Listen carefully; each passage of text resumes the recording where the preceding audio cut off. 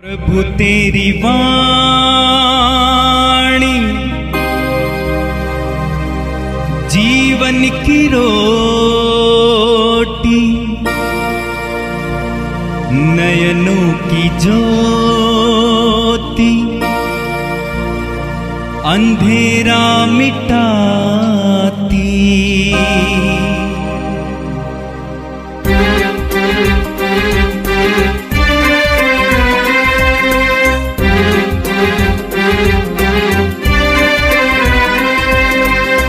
प्रभु तेरी वाणी जीवन की रोटी, नयनों की ज्योति, अंधेरा मिटाती।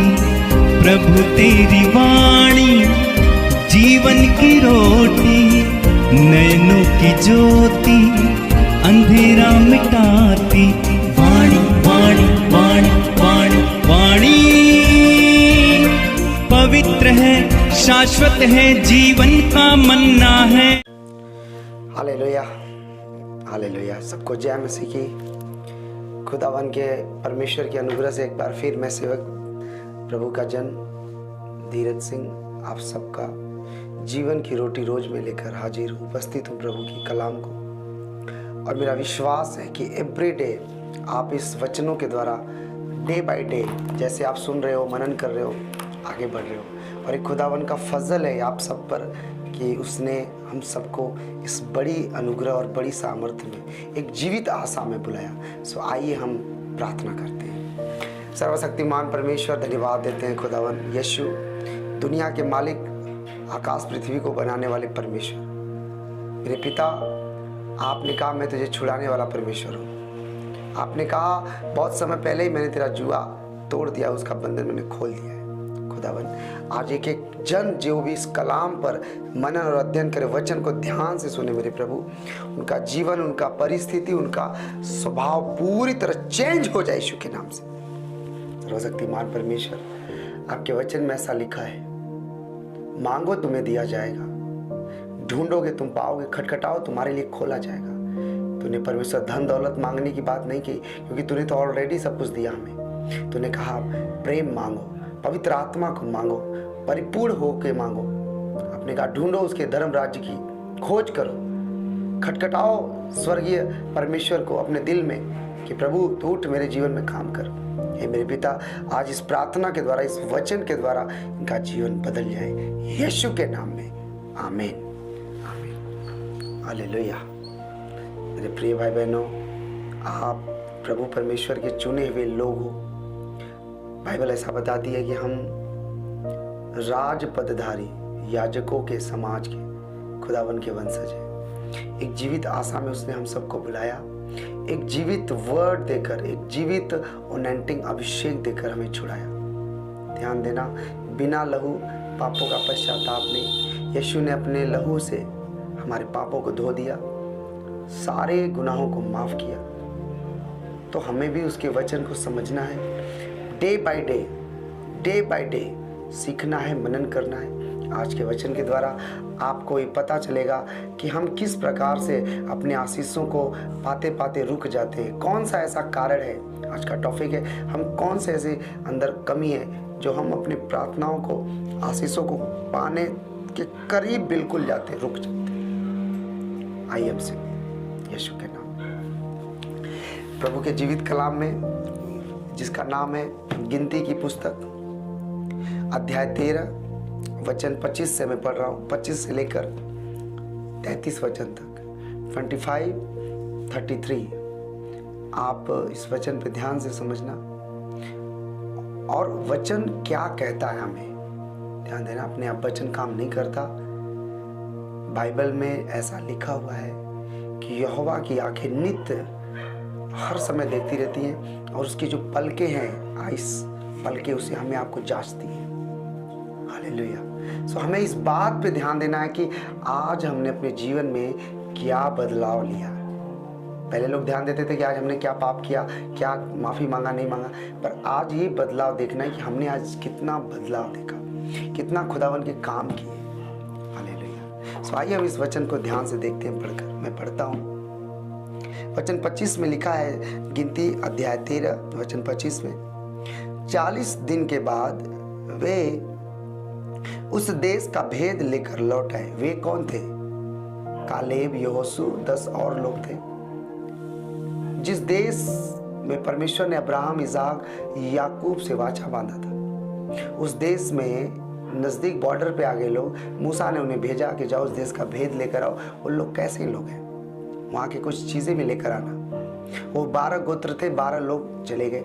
और 40 दिनों के बाद, आप कितने दिन का उपवास उठाए हो? 40 दिन का। ये जो 40 दिन है ना, बाइबल में बहुत मायने इसके लिए। कभी अस्थिर से किसी दिन इस पर भेद किया जाए कि 40 दिन का क्या है। 40 दिन यीशु मसीह उपवास किए, 40 दिन मूसा उपवास किया, 40 दिन एलिया उपवास किया। ये जो 40 दिन है बहुत इंपॉर्टेंट है हमारे जीवन में। सो आइए इस वचन में देखते हैं कि वे लोग जो भेदिया बनाकर मूसा भेजा था, वो 40 दिन बाद देश का भेद लेकर लौट आए। वचन 26 में लिखा, और पारान जंगल के कादेश नामक स्थान में मूसा और हारून और इस्राएलियों की सारी मंडली के पास पहुँचे और उनको और सारी मंडली को संदेशा दिया और उस देश के फल उनको दिखाए। वो लोग जब भेद लेने गए थे तो वहाँ के फल और वहाँ की कुछ चीज़ें भी लाए थे। उन्होंने मूसा से यहाँ कहकर वर्णन उस देश का करने लगे, जिस देश में तूने हमको भेजा था उसमें हम गए। उसमें सचमुच दूध और मधु की धाराएं बहती हैं और उसकी उपज यानी उस देश की उपज में से यही है, परंतु उस देश के निवासी बलवान हैं और उसके नगर गढ़ वाले हैं और बहुत बड़े हैं। और फिर हमने वहाँ अनाक वंशियों को भी देखा। अनाक वंशी का मतलब, अनाक वंशी एक गोत्र होता था, यानी मनुष्य जाति में होते थे जो तकरीबन 20 से 40 फीट की लंबाई होती थी उनकी। इस समय मनुष्य की लंबाई ज़्यादा 7 फुट, 5 फुट, 6 फुट, पर उन लोगों की जो अकान वंशी थे तकरीबन 30 से 35 फुट, 40 फुट, 20 फुट से कोई छोटा नहीं होता था, इससे बड़े होते थे। तो कह रहा है, उन लोगों ने कहा कि देश तो अच्छा है, सब कुछ अच्छा है, पर उसमें बलवान लोग थे, अनाक वंशी थे, यानी जो राक्षसी प्रवृत्ति के। आगे लिखा 29 में, दक्षिण देश में अमालेकी जाति वाले बसे हुए हैं। पहाड़ी देश में हित्ती, यबूसी और अमोरी रहते हैं। समुद्र के किनारे यरदन नदी के तट पर कनानी बसे हुए हैं। बाइबल में लिखा कि वो लोग उस देश का जो भेद लेने मूसा भेजा था ना, उस देश का वो लोग बड़ाई कर कर लोगों के अंदर डर पैदा करने लगे। अनार लाए थे वहाँ से, वहाँ का जो फल था, जैसे यहाँ गेहूँ, अनाज, चावल होता, वहाँ पे अनार, खजूर, अंगूर, बहुत सुंदर सुंदर फल सब लाए थे। लेकिन लाने के बाद बोले कि सबसे बड़ी बात है कि वो लोग ऐसे ऐसे लोग हैं, हम उन्हें पा नहीं पाएंगे। पर उन 12 में से 2 लोग, जिनका नाम कालेब और यहोशू था, तब लिखा है वचन 30 में, पर कालेब ने मूसा के सामने प्रजा के लोगों को चुप कराने के विचार से कहा, हम अभी चढ़ के उस देश को अपना कर लें, क्योंकि निसंदेह हमें ऐसा करने की शक्ति है।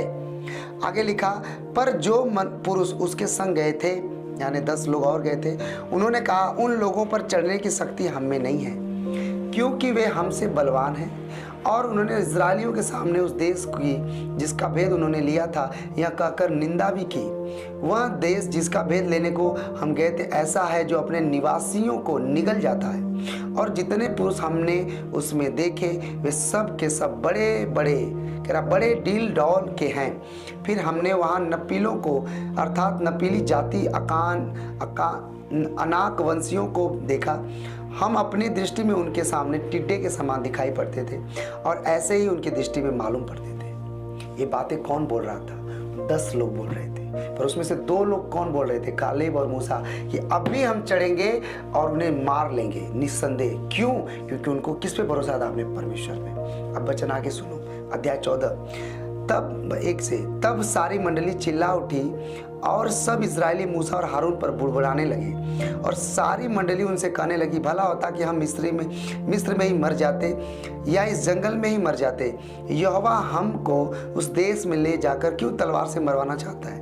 हमारी स्त्रियां, बाल बच्चे तो लूट में चले जाएंगे। क्या हमारे लिए अच्छा नहीं कि हम मिस्र देश को लौट जाए? फिर सारे इजरायली लोग, फिर वे आपस में कहने लगे, आओ हम किसी को अपना प्रधान बना लें और मिस्र को लौट चलें, क्योंकि मूसा तो हमें मरवाना नहीं चाहता है। वचन 5 में लिखा, तब मूसा और हारून इस्राएलियों की सारी मंडली के सामने मुंह के बल गिरे। नून का पुत्र यहोशू और ये पुत्रों का पुत्र कालेब, जो देश के भेद लेने वालों में से थे, अपने अपने वस्त्र फाड़कर इस्राएलियों की सारी मंडली से कहने लगे, जिस देश का भेद लेने को हम इधर उधर घूम कर आए हैं वह अत्यंत उत्तम देश है। यदि यहोवा हमसे प्रसन्न हो तो हम हमको उस देश में जिसमें दूध और मधु की धाराएं बहती पहुंचाकर उसे हमें दे देगा। केवल इतना करो कि तुम यहोवा के विरुद्ध बलवा न करो और न उस देश के लोगों से डरो, क्योंकि वे हमारी रोटी ठहरेंगे। छाया उनके ऊपर से हट गई है और यहोवा हमारे संग है, उनसे न डरो। तब सारी मंडली चिल्ला उठी कि इन पर पथराव करो।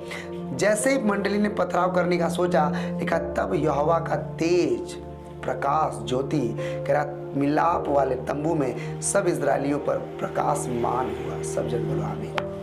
ध्यान देना, आज का वचन थोड़ा ज़्यादा है, समझने वाली बात है, समझिए ध्यान से। बाइबल में हम एक लोगों के बारे में पढ़ते हैं जिनका नाम है इजरायली लोग। ये वही इजरायली लोग हैं जिनको परमेश्वर 430 साल बाद इस दुनिया का सबसे स्ट्रॉन्ग देश, मान लो 2023 में दुनिया का स्ट्रॉन्ग देश अमेरिका है। अमेरिका पे कोई देश युद्ध करने के लिए एक बार नहीं 100 बार सोचेगा। उसी तरह उस जमाने में मिस्र दुनिया का सबसे, आप बाइबल ध्यान से पढ़ो तो लिखा है कि लोहे का सा भट्ठे का देश।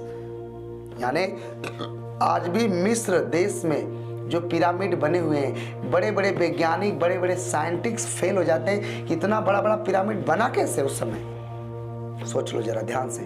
बाइबल में लिखा कि परमेश्वर एक जाति को इतने बड़े देश में बड़े बड़े चमत्कार किया, 10 बड़े अद्भुत चमत्कार किया। उसके बाद समुंदर, नाला छोड़ो, नदी छोड़ो, समुंदर को उनके सामने 2 फाड़ कर दिया। उसके बाद एक वस्त्र 40 साल तक गंदा होने नहीं दिया, एक चप्पल 40 साल तक टूटने नहीं दिया। बाइबल बताती है उन्हें स्वर्गदूतों का रोटी खिलाया, पत्थर में से पानी पिलाया। और वही लोग कह रहे हैं कि भला होता कि हम लोग मिस्र में ही मर जाते, भला होता कि जंगल में ही नाश हो जाते। कभी कभी मेरे भाई बहनों, आज हम नए नियम में इस जमाने में भी देखते हैं कि आज की कलीसिया, आज के मसीह भाई बहन लोग अपने आशीष के एकदम करीब रहते हैं। अब ये लोगों को देखो तो जिस देश के लिए परमेश्वर ने उनके पूर्वजों से, अब्राहम, इसहाक, याकूब से शपथ खाया था कि मैं तुम्हें उस देश दूंगा, तेरे वंशजों को दूंगा, फिर भी इनको समझ में आती नहीं है। ये लोग जाए या ना जाए, परमेश्वर देश बोला है तो देना ही देना है। अगर इनको इतना पता समझ में आ जाता कि जो भगवान इतने बड़े महान राजा फिरौन को नाश कर दिया, समुंदर को 2 भाग कर दिया, तो क्या ये नपीलियों को, अनाक वंशियों को मार नहीं देगा? क्या हमारा परमेश्वर इनसे छोटा है? पर ये लोग अपने मुंह से क्या बोल रहे हैं? ये लोग बोल रहे हैं कि वो देश तो अपने निवासियों को निगल जाता है, हम उनके रोटी ठहरेंगे। अरे हम उनके सामने कह रहा है कि उनके दृष्टि में कह रहे टिड्डे मालूम होते हैं। ध्यान देना, तुम्हारा मुंह का अंगीकार, बुड़बुड़ाना तुम्हारे नाश का घड़ी होगा। हालेलुया। मेरे प्रिय भाई बहनों, कारण क्या था कि कालेब और यहोशू 2 लोग यीशु के नाम से, परमेश्वर के आत्मा से परिपूर्ण थे। और कारण क्या था कि ये 10 लोग डर गए थे? कारण ये था कि ये लोग शरीर में देख रहे थे। कभी कभी हमारे जीवन में ऐसा ही पल आता है। बहुत बार हमारी प्रार्थनाएं नहीं सुनी जाती है, हमें लगता है कि परमेश्वर सुनता है नहीं, नाराज है। लगता है ये पास्टर से हमने दुआ करवाई, ये पास्टर को हमने ये किया तो ये पास्टर का काम खत्म हो गया, अब चलो फलाने पास्टर के पास, चलो फलाने कलीसिया में, चलो फलाने के यहाँ प्रेयर कराओ। और बाइबल बताती है कि आप एक कदम दूर ही बस रहते हो। जैसे इजरायली लोग, वहां से एकदम कनान देश दिखाई देता था, सामने दिखाई देता था। अगर बाइबल आप ध्यान से पढ़ो तो कनान देश एकदम सामने था, इनको बस जाना था और लड़कर ले लेना था। आखिर में परमेश्वर तुम्हें बिना मेहनत किए, बिना मजदूरी किए कोई सामान दे देगा तो तुम तो आलसी बन जाओगे ना। आप जरा सोचो, आदम को बगीचे में रखा तो उसने क्या कहा कि आदम यहाँ की रखवाली कर, यहाँ की देखभाल कर और जो कुछ है उसमें खा पी रहे। Hallelujah, hallelujah. आज हमें ये बात को समझनी है कि एक जाति को परमेश्वर, जो 25 लाख से भी ज्यादा लोग थे, इतने दूर से लेकर आया, इतने सालों तक चलाया और बाइबल बताती है कि ये लोग बुड़बुड़ाने लगे, बोले अरे यार हम लोग दूध मधु की धारा के चक्कर में मरवा देगा। क्या परमेश्वर इतना तुम्हारा बहरा हो गया है? क्या अंधा हो गया परमेश्वर? वो क्या नहीं जानता कि तुम छोटे हो, तुम्हें सामर्थ चाहिए? और जब इसी के आगे जब आप 14वां का 26 वचन से पढ़ोगे तो कहने का मतलब कि परमेश्वर इनके जीवन को क्या बोलता है, कह रहा है वचन अध्याय 14 वचन 26 से मैं पढ़ रहा हूं, वचन को सुनो। फिर यहोवा ने मूसा हारून से कहा, यह बुरी मंडली मुझ पर बुड़बुड़ाती रहती है, उसको मैं कब तक सहता रहूं? इजरायली जो मुझसे बुड़बुड़ाते रहते उनका यह बुड़बुड़ाना मैंने सुना है। ध्यान देना, कह रहा मैंने सुना है, मैं बहरा नहीं हूं। इसका मतलब आप प्रार्थना करते हो और बुड़बुड़ाते हो, इसलिए तुम्हारा दोनों चीजें ऊपर नहीं जाती। हालेलुया। कभी कभी मेरे भाई बहनों, हमारा आशीष एक कदम हमसे दूर रहता है, हमारा छुटकारा हमसे एक कदम दूर रहता है और हमें दिखाई तो देता नहीं। हम अपनी प्रार्थना बंद कर देते हैं, हम चर्च जाना बंद कर देते हैं, हम प्रार्थना करना बंद कर देते हैं, हम उपवास करना बंद कर देते हैं। कहते हैं यार ये कौन सा नया पास्टर है, बोलता है चिकन मटन भी न खाओ। ये कौन सा पास्टर है, बोलता है त्याग करो। कहाँ बाइबल में लिखा है? तो मैं कहता हूँ बाइबल में ये कहाँ लिखा है? ये कहाँ लिखा है कि तुम जब मुझसे प्रार्थना करो तो कपटियों के समान मत करो? नहीं लिखा है? लिखा है कि नहीं लिखा है? तो परमेश्वर वचन को उसको समझने की बड़ी फेर है। आप जरा सोचो, जिस देश को परमेश्वर ने शपथ खा लिया था उसे देना ही देना था। कनान देश इजरायलियों को मिलना ही मिलना था, पर मिला क्यों नहीं? उनके बुड़बुड़ाने से। और आगे परमेश्वर वचन 28 में कह रहा है, इसलिए उनसे कहा कि यहोवा की यह वाणी है कि मेरे जीवन की शपथ, जो बातें तुमने मेरे सुनते कही, निसंदेह मैं उसके अनुसार तुम्हारे साथ व्यवहार करूंगा। कह रहा मेरे सुनते तुमने अपने मुख से कहा कि मैं बीमार हूं, मैं मर जाऊंगा, नहीं जाऊंगा, तो कह रहा सच में ऐसा ही होगा। ले, अगर तू कह रहा है कि मेरा परमेश्वर छोटा है और वो कनान देश वाले बड़े, तो सच में वो बड़े रहेंगे, मैं छोटा हूं, जा। हालेलुया। मेरे भाई बहनों, आज समय है जागृत होने का, आज समय परमेश्वर के काम को करने के लिए, आज समय खुदा के काम को लेके घर घर जाने के लिए। अगर आप नहीं जाओगे, मौका आपको मिला ऑफर, तो आपके जगह प्रभु आपसे भी अच्छे लोगों को भेज देगा। ये बात जान लीजिए। कह रहा है कि उनके सुनते मैंने कहा। बहुत सारे लोग कहते हैं कि पास्टर साहब जब देखो तो प्रचार के बारे में बोलते हैं, जब देखो तो बीज बोलते करते हैं, जब देखो तो करते हैं। मेरा काम है कहना और खुदा का कलाम है बोलना। मूसा भी लोगों को समझा रहा था, मुंह के बल गिरा कि भाइयों बुड़बुड़ा मत। कालेब और यहोशू भी दंडवत किया कि भाई मत बोलो, बहुत बुरी दशा हो जाएगी, पर किसी ने सुना नहीं। तो मैं भी कह रहा हूं तुमसे, तुम ना सुनो, मैं क्या करूं? और जो सुनते उनके जीवन में चमत्कार हो जाए यीशु के नाम से, उनके जीवन में बिग मिराकल हो यीशु मसीह के नाम से। मेरे प्रिय भाई बहनों, उद्धार फ्री है, मसा फ्री नहीं है, उसके लिए आपको देना ही पड़ेगा कुर्बानी। हालेलुया। परफेक्ट छुटकारा फ्री में नहीं मिलने वाला है जो दुनिया में है। हालेलुया। इसलिए बाइबल बताती है कि 29 में लिखा कि तुम्हारे 100 इसी जंगल में पड़े रहेंगे और तुम सब में से 20 वर्ष के या उससे अधिक आयु के जितने गिने थे मुझ पर बुड़बुड़ाते थे, उनमें से यह पुत्रों के पुत्र कालेब और नून के पुत्र यहोशू को छोड़ कोई भी उस देश में न जाने पाएगा जिसके विषय मैंने शपथ खाई है कि तुमको बसाऊंगा। कह रहा है कि 2 लोगों को छोड़ के, कह रहा मूसा हारून भी नहीं जा पाए। क्यों? क्या मूसा हारून इसलिए के नहीं थे, पर उनके चक्कर में वो बेचारे भी घबरा गए। मेरे प्रिय भाई बहनों, परमेश्वर कह रहा केवल 2 लोग, बाकी सब खत्म। और आगे वचन में आगे 31वां पढ़ोगे, कह रहा तुम्हारे वंशजों को जो जंगल में पैदा हुए, मिस्र में नहीं, कह रहा जो जंगल में पैदा मैं उनको लेके जाऊंगा। देश तो मैं देने वाला हूं, लेकिन तुमको नहीं दूंगा, क्योंकि तुमने बुड़बुड़ाया है। तुमने अपने जीवित परमेश्वर पे जो चट्टान है सनातन का, कह रहा है उस पर तुमने परहेज किया है। आज बहुत सारे लोग सताव को डरते हैं, परसिक्यूशन को लेके डरते रहे हैं कि अरे मेरा सेवा, अरे पुलिस आ जाएगी, अरे ये रोक देगा, अरे मामा बोल रहा है, चाचा बोल रहा है, ताऊ बोल रहा है। बुड़बुड़ाने से डर रहे हैं लोग। तो कह रहा है कि तुम इसी तरह खत्म हो जाओगे। परंतु कालेब और नून के पुत्र यहोशू, कह रहा है ये जाएंगे वहां। और आगे जब बाइबल को ध्यान से देखो तो वही कालेब, जब उस देश में लोग जीतते गए, मारते गए, वही कालेब जाता है। उसकी उम्र 85-90 साल हो गई थी और यहोशू के पास जाता है। इस समय 20 साल है और 70 साल बाद फिर जाता है यहोशू के पास और कहता है कि मुझे गोशेन देश दे दे। मेरे अंदर वो ताकत आज भी, वो जवानी, वो बल है जो मैं उस देश को जाके जीत लूंगा। एक बुजुर्ग आदमी कैसे जीत लेगा? लेकिन परमेश्वर ने उसे बुढ़ा होने नहीं दिया। हालेलुया। मेरे प्रिय भाई बहनों, खुदावन के लोगों, अगर तुम्हारे घर में गरीबी है, बीमारी है, तो खुदा का काम नहीं है, आपका काम है उसे भगाना। उसे परखो, इस वचन को दूसरों को शेयर करो कि कैसे इजरायली लोगों के कान पर पट्टी बांधी थी और आंखों में पट्टी बांधी थी। उन्हें अपनी आंखों से दिखाई दे रहा था कि समुद्र तो भाग हो रहा है, उन्होंने आंखों से देखा कि मन्ना गिर रहा है, उन्होंने अपनी आंखों से देखा जल को खून बनते हुए। पूरे मिस्र देश में पहला उठा मर रहा है और पूरे इजरायली खुशहाल है। पूरा देश पत्थरों से घिरा हुआ है, टिड्डियां खा रही हैं और ये लोग चंगे हैं, फिर भी वो लोग विश्वास नहीं किए। अगर आप लोग चमत्कार के लिए जीसस में हो तो मैं अभी कह रहा हूं, कम बैक हो जाओ, क्योंकि तुम स्वर्ग नहीं जाओगे। पर अगर आप परमेश्वर से प्यार करते हो तो मेरा खुदा और मैं आपका भाई आपके साथ खड़ा हूं यीशु मसीह के नाम से।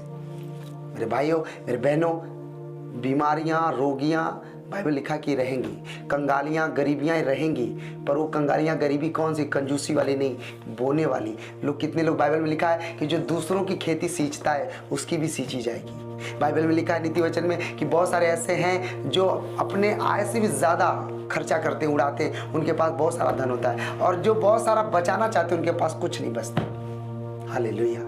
सो परमेश्वर के प्रिय लोगों, इस मनन पे वचन मनन करो। कभी कभी आपके आशीष एकदम करीब होता है, अगर आपकी बेटी का रिश्ता नहीं, एकदम रिश्ता करीब होता है, पर आपके अंधकार की वजह से वो रिश्ता आपके पास नहीं आ रहा है। बेटा का रिश्ता आपके अंधकार से नहीं आ रहा है। नौकरी, ज्वाइन लेटर एकदम नजदीक रहता है, पर आपके कमी की वजह से। कमी क्या है? जीवित चर्च नहीं जाओगे।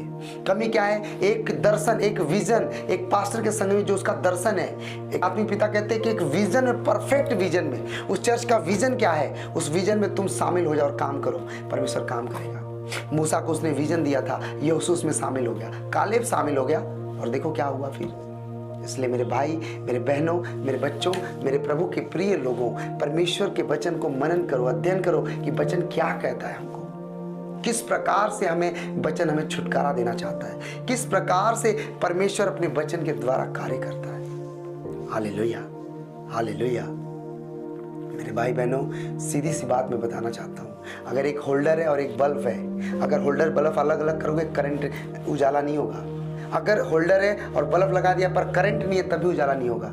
लेकिन अगर करंट है और बल्ब तुम्हारा लगा नहीं है तब भी उजाला खत्म। लेकिन सही जगह लगाओगे, सही जगह काम होगा। यीशु ने भी यही कहा था कि जो हल पर हाथ रखकर पीछे देखेगा मेरे राज्य की योग्य नहीं। हल कौन है? यीशु मसीह। हाथ किसका रखा है? कि आप बस पकड़ो, मैं खींचूंगा। हल एक मजबूत काम है, एक जिम्मेवारी का काम है खेत का जोतना। खेत कौन सा? संसार। मेरे भाई बहनों, इसलिए मेरे प्रभु के लोगों, परमेश्वर के करीब जाओ। परमेश्वर से जो वाचा बांधा है, मन्नत बांधा, उसे पूरा करो। एक जीवित चर्च में जाओ, भले 500 किलोमीटर दूर हो, 50 किलोमीटर दूर हो, 200 किलोमीटर दूर हो, मायने नहीं रखता। एक दिन देखना तुम्हारे घर में, तुम्हारे गांव में वही काम होगा यीशु के नाम से। खुदावन आप सबको इस वचन के द्वारा आपको बुद्धि दे, मनन करो, समझ देखो कि परमेश्वर क्या चाहता है हमसे। आप सोच नहीं सकते आने वाले दिनों में कैसे काम करता है परमेश्वर। सो प्रिय प्रभु के लोगों, आप सबको परमेश्वर एक बहुत जबरदस्त अनॉइंटिंग, एक जबरदस्त मसा में, एक बेस्ट गिफ्ट में कार्य करे, आपको ब्लेस्ड करे। मेरा पिता यीशु इस वचन के द्वारा समझाए कि मैंने किस प्रकार इजरायलियों से वाचा बांधा था और उन्होंने क्यों तोड़ा, इसलिए वो नहीं जा पाए। लेकिन अगर तुमसे भी मैंने अपने वाचा बांधा है, उस लहू से वाचा बांधा है कि जो मेरे भेजे हुए का विश्वास करता है, मेरे वचन पे प्रतीति करता है, कि अनंत जीवन उसका है, ये वचन है उसका। हालेलुया। सो परमेश्वर के लोगों, मेरा विश्वास है कि इस वचन के द्वारा आपके जीवन में उन्नति होगी। आप में से अगर कोई भाई बहन सेवा करना चाहता है, किसी प्रकार का टीम मेंबर बनना चाहता है, तो आप अपना व्हाट्सएप पे या फ़ोन करके अपना नाम लिखा सकते हैं। हम लोग आपके लिए प्रेयर करेंगे कि आपको जिस प्रकार प्रभु काबिलियत देगा उस प्रकार चर्च में आपको काम दिया जाएगा। काम के साथ साथ परमेश्वर कहता है बैल की मुंह मत बांधो, मजदूरी भी होती है, तो परमेश्वर करेगा। अगर आप बोना चाहते हो, अगर आप पिता परमेश्वर के कामों के लिए कुछ हेल्प करना चाहते हो, कुछ आपके पास बेस्ट दर्शन है, विजन है, आप शामिल होना चाहते हो, आपका स्वागत है। मानवता सेवा मिनिस्ट्री आपका स्वागत करती है, क्योंकि ध्यान देना, छोटा और बड़ा हम नहीं है, एक ही है परमेश्वर। सो मैं उसका दास होने के नाते इस विजन के द्वारा, इस प्रार्थना के द्वारा हम आप सबको ब्लेस्ड करता हूँ यीशु मसीह के नाम से। आइए प्रार्थना करते हैं। God bless you all. पिता यीशु, हम आपका थैंक्स करते हैं प्रभु, इन्हें नम्रता और दीनता में भरे। प्रार्थना यीशु के नाम से करते हैं राजा। जिस प्रकार इजरायलियों ने बुड़बुड़ाया और वो नाश हो गए, परंतु इसमें प्रभु तूने दया दिखाई है। हे प्रभु, लिखा है एक मनुष्य के द्वारा पाप आया और पाप से मृत्यु पैदा हुई और मृत्यु ने बहुत राज्य किया, लेकिन तेरे एक मनुष्य के द्वारा जीवन भी आया प्रभु, और उस जीवन के द्वारा अनुग्रह पिता परमेश्वर के यीशु के लहू से बहुतायत से लोगों को बचाया प्रभु। मेरे पिता, ये दर्शन, ये विजन में लोग शामिल हो, इनका दिल बदल जाए मेरे राजा, इनका काम खुले परमेश्वर। जितने लोगों का काम बंद है मेरे पिता, खुल जाए यीशु के नाम से, खुले यीशु के नाम से। इनका हृदय, इनका ब्लेसिंग, इनके लाइफ में परमेश्वर कार्य हो, इनके जीवन से बुड़बुड़ाना जाता रहे, झूठ बोलना निकले, अंधकार की शक्तियां जाती रहे प्रभु। इनके मनों को खोलो ताकि आपकी सेवा के लिए आगे बढ़े, यूथ खड़ा हो मेरे पिता, यीशु के नाम से ये प्रार्थना स्वर्गीय पिता यीशु के यहोवा के नाम से मांगता हूँ, आमीन आमीन आमीन। God bless you all. मेरा विश्वास है आप सबको इस वचन के द्वारा खुदावन बहुत आशीष दे, बरकत दे, और आप दूसरों को भी शेयर करो, सब्सक्राइब करो, ताकि लोग बचाए जाएं और जीवित खुदा के कलाम में हम लोग फिर से अगले दिन शामिल हों। God bless you all. इस रविवार बेस्ट बिग मीटिंग है, तो आप सब जन जरूर आएँ, स्वागत हो सबका प्रभु यीशु के नाम में, आमीन। जय मसीह की।